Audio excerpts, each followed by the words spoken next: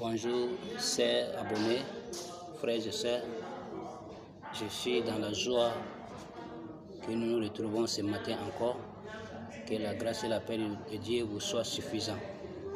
Donc, rapidement, j'aimerais que nous lisions dans le livre de Hébreux, Hébreux chapitre 11, le verset 8 à 9.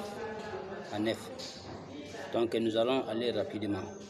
C'est pas la foi que Abraham, lors de sa vocation, obéit et partit pour un lieu qu'il devait recevoir en héritage et qu'il partit sans savoir où il allait. C'est par la foi qu'il vient s'établir dans la terre promise, comme dans une terre étrangère, habitant sous des tentes, sous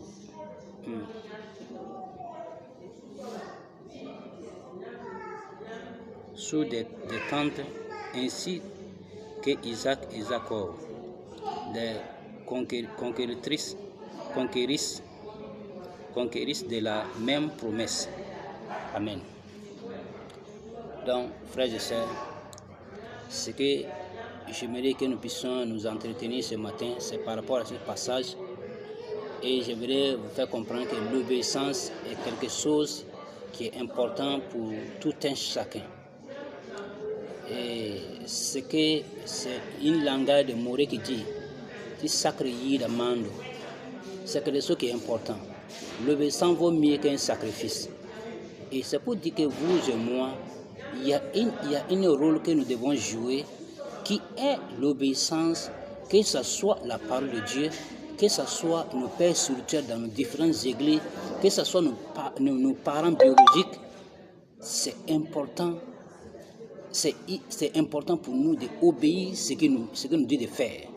Parce que c'est quand tu écoutes, et lorsque tu écoutes et que tu obéis, tu respectes, tu te soumets, tu vas voir la main de Dieu dans ta vie. Tu ne vas jamais avoir la honte dans ta vie. Ça, c'est que Dieu va toujours t'accompagner.